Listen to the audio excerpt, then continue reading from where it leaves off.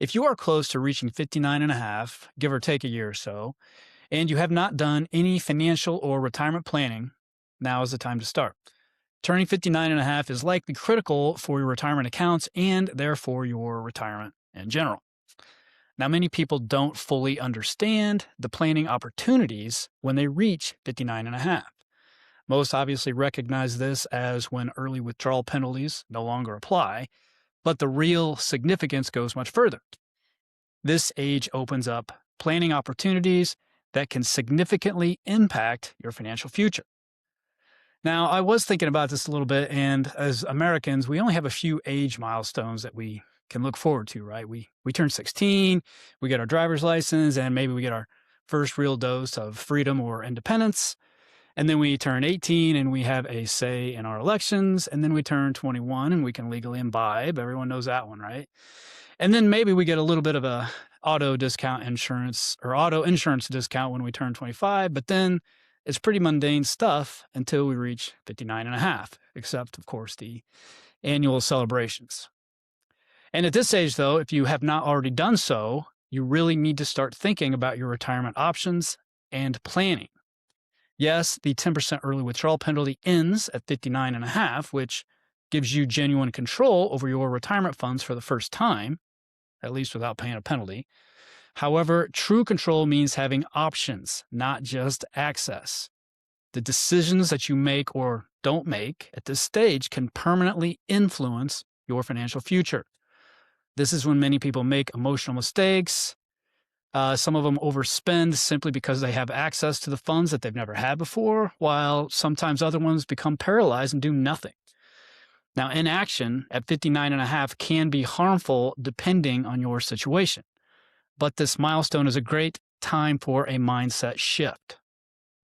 This is a time when you not only need to think about building wealth, but also how you are going to create a sustainable income stream without getting hosed in taxes.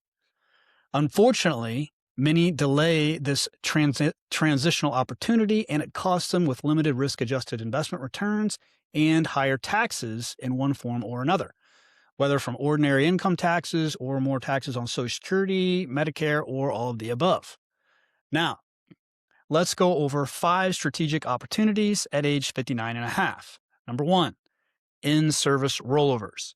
Now, once you reach 59 and a half, employer plans let you transfer 401k or 403b or any tax-deferred retirement funds into an IRA while you continue to work.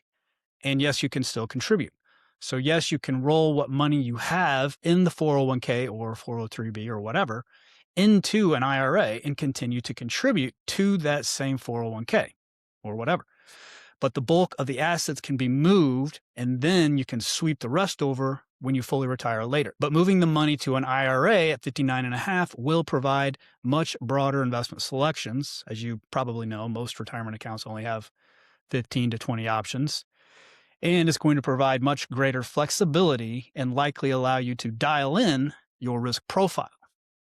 Now, this restructuring of your portfolio and prepping your retirement income before you actually stop working can also provide quick action in the event of an unexpected job loss that could force early retirement.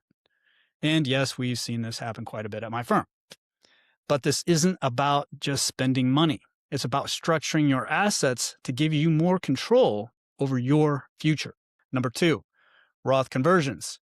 If you execute Roth conversions before 59 and a half, withholding taxes directly from the Roth conversion is going to trigger penalties. But after 59 and a half, you can convert and withhold taxes without penalties.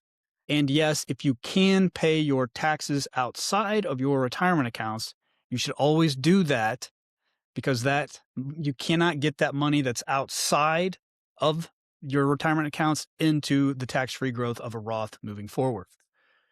And of course, for a Roth to be qualified, the little side note here, you have to make sure that you get money into a Roth IRA to start the 5-year forever rule so that you can receive the earnings tax-free when you do take that money out. Number 3, lowering future RMDs or required minimum distributions and Medicare premiums. Small Roth conversions now could help with both of these by potentially lowering future required minimum distributions, or RMDs, which will help keep you out of higher tax brackets down the road, thus lowering lifetime tax liabilities, often by quite a bit if you have over 7 figures in your tax-deferred accounts. And this will more than likely help reduce Medicare premiums or IRMAA surcharges. Because if you recall, these Medicare premiums are based on your adjusted gross income, and any tax deferred money, whether it's in a 401k or an IRA or 403b or whatever, is going to be ordinary income at some point in the future and will therefore create ordinary income taxes at some point, right? Number 4, Social Security coordination. Now, obviously, you cannot claim your benefit yet at 59 and a half, but your actions between 59 and a half and 70 can significantly affect both benefit amounts and future taxation. Strategic withdrawals, conversions, and investment decisions now can create a more efficient and optimal Social Security outcome later. Small Roth conversions before you activate your Social Security benefit could potentially reduce how much of your Social Security becomes taxable. But unfortunately, the provisional income formula for that is pretty low and it hasn't been changed in decades, so this might not be a huge benefit. But the main point is to consider when and how much you will need to establish income from your retirement accounts to help you plan for the future and determine your optimal claiming age. And again, the goal is not to convert everything. The goal is to create more options and give you more control and flexibility over your investments and, of course, your lifetime tax liabilities. Number 5, healthcare strategy before Medicare kicks in at 65. Now, we've already covered why 59 and a half is a great time to start retirement income and tax planning in order to mitigate higher Medicare premiums down the road. But sometimes people want to retire before 65 and they need healthcare coverage because whatever company they retired from doesn't give them coverage to 65 if they fully retire. Well, at 59 and a half, the penalty-free withdrawal gives you more ways to manage taxable income, and taxable income determines how much you're going to pay if you rely on the Affordable Care Act marketplace before you can get Medicare at 65. So again, ACA premiums are based on your taxable income, not how many assets you have. You could have millions of dollars, and it won't matter if you can keep your income low to get those credits until you get to be 65. And since Roth withdrawals do not count as taxable income and traditional IRA withdrawals do, once again, managing these correctly can significantly affect your monthly premiums. For some retirees, coordinating withdrawals across account types can reduce premiums from several $1,000s each month to just a few hundred. You heard that right. I have seen this where people have been told they're going to pay between $25,000 and $30,000 a year, a married couple, for healthcare because they're not covered anymore at like 63.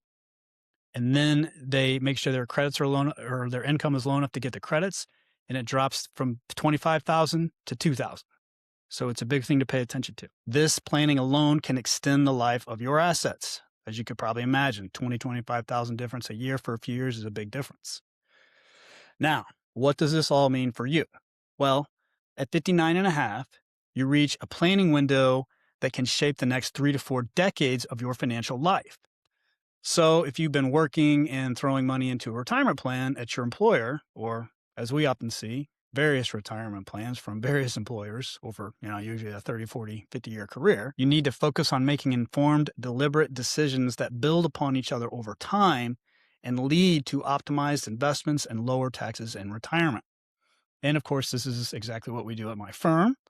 So if you'd like to see how we can optimize and help you improve your retirement, check out our process on my website, erwealth.com, which will be in the show notes, and book a call, and let's have a quick chat.